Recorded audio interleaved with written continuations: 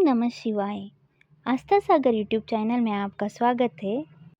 रुद्र संहिता के 14वें अध्याय में आज हम वर्णन सुनेंगे वज्रांग का जन्म एवं पुत्र प्राप्ति का वर मांगना। नारद जी कहने लगे, ब्रह्मा जी, तारकासुर कौन था जिसने देवताओं को भी पीड़ित किया, उन्हें स्वर्ग से निष्कासित कर दिया और स्वर्ग पर अपना एकाधिकार स्थापित कर लिया। कृपया मुझे इसके विषय में बताइए। ब्रह्मा जी बोले, हे मुनि नारद, मरीचि के पुत्र कश्यप मुनि थे। उनकी 13 स्त्रियां थी, जिसमें सबसे बड़ी दीति थी। उससे हिरण्यकशिपु तथा हिरण्याक्ष नामक 2 पुत्र हुए। हिरण्यकशिपु तथा हिरण्याक्ष को श्रीहरि विष्णु ने वाराह तथा नृसिंह का रूप धारण करके मार दिया था। तब अपने पुत्रों के मर जाने से दुखी होकर दीति ने कश्यप से प्रार्थना की तथा उनकी बहुत सेवा की। उनकी कृपा के दीति पुनः गर्भवती हुई। जब इंद्र को इस बात का पता चला तो उन्होंने दीति के गर्भ में ही उनके बच्चे के छोटे छोटे टुकड़े कर दिए थे, परंतु दीति के व्रत एवं अन्य भक्तिभाव से बालक को मारने में वे सफल न हुए। समय पूरा होने पर उसके गर्भ में 49 बालक उत्पन्न हुए। ये सभी भगवान शिव के गण हुए तथा शीघ्र ही स्वर्ग में चले गए। तत्पश्चात दीति पुनः अपने पति कश्यप मुनि के पास गई और उनसे पुनः माँ बनने के विषय में कहने लगी। तब कश्यप मुनि ने कहा, हे प्रिय दीति, अपना तन मन शुद्ध कर भक्तिभाव से तपस्या करो। 10,000 वर्ष बीतने के पश्चात तुम्हें तुम्हारी इच्छा के अनुरूप पुत्र की प्राप्ति होगी। यह सुनकर दीति ने श्रद्धापूर्वक 10,000 वर्षों तक कठोर तप किया। तपस्या के उपरांत पुनः वे अपने घर लौट आई।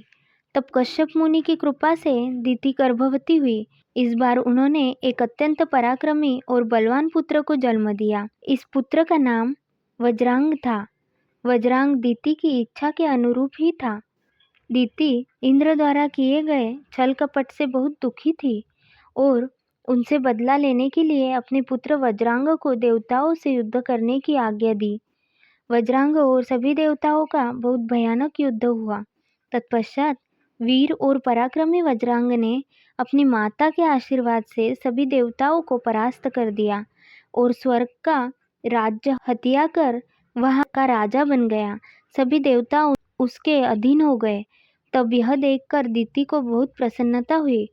एक दिन कश्यप मुनि के साथ वे स्वयं वज्रांग के पास गया। मैंने वज्रांग से अनुरोध किया कि वह देवताओं को इंद्र की गलती की सजा न दे तथा इंद्र सहित सभी देवताओं को क्षमा कर दे। मेरे इस प्रकार कहने पर वज्रांग बोला, हे ब्राह्मण, मुझे राज्य का कोई लोभ नहीं है। मैंने इंद्र की दुष्टता के कारण ही ऐसा किया है। इंद्र ने मेरी माता के गर्भ में घुसकर मेरे भाइयों को मारने का प्रयत्न किया था। तभी मैंने इंद्र के राज्य को जीतकर उसे स्वर्ग से निष्कासित कर दिया है। भगवान, मुझे भोग विलास की भी कोई इच्छा नहीं है। इंद्र सहित सभी देवता अपने अपने कर्मों का फल भोग चुके हैं। अब मैं स्वर्ग का राज्य इंद्र को वापस सौंप सकता हूँ। मैंने अपनी माता की आज्ञा मानकर यह सब किया है। प्रभु, आप मुझे सार तत्व का उपदेश दे जिससे मुझे सुख की प्राप्ति हो। वज्रांग के उद्देश्य को उत्तम जानकर मैंने उसे सात्विक तत्व के बारे में समझाया। फिर मैंने एक सुंदर व गुणी स्त्री उत्पन्न की और उसका विवाह वज्रांग से कर दिया। वज्रांग ने अपने सभी बुरे विचारों को त्याग दिया, परंतु उसकी पत्नी के हृदय में बुरे विचारों का ही मानो साम्राज्य था। उसकी पत्नी ने उसकी बहुत सेवा की। तब प्रसन्न होकर वज्रांग ने कहा, हे प्राण प्रिया, तुम क्या चाहती हो? मुझे बताओ, मैं तुम्हारी इच्छाएं अवश्य पूरी करूँगा। यह सुनकर वह परम सुंदरी बोली, पतिदेव, यदि आप मेरी सेवा से प्रसन्न हैं तो कृपया मुझे इस त्रिलोकी को जीतने वाला महापराक्रमी और बलवान पुत्र प्रदान करिए, जो ऐसा बलवान हो कि समस्त देवता उससे भयभीत रहे। अपनी पत्नी के ऐसे वचन सुनकर वज्रांग सोच में डूब गया, क्योंकि वह स्वयं देवताओं से किसी प्रकार का कोई बैर नहीं रखना चाहता था, परंतु उसकी पत्नी देवताओं के साथ शत्रुता बढ़ाना चाहती थी। वज्रांग सोचने लगा कि यदि सिर्फ अपनी पत्नी की इच्छा को सर्वोपरि मानकर उसे पूरा कर दिया तो सारे संसार सहित देवताओं एवं मुनियों को दुख उठाना पड़ेगा, और यदि पत्नी की इच्छा को पूरा नहीं किया तो मैं नरक का भागी बनूंगा।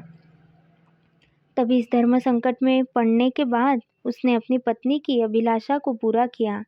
अपनी पत्नी की इच्छानुसार पुत्र प्राप्त करने हेतु वज्रांग ने बहुत वर्षों तक कठोर तपस्या की।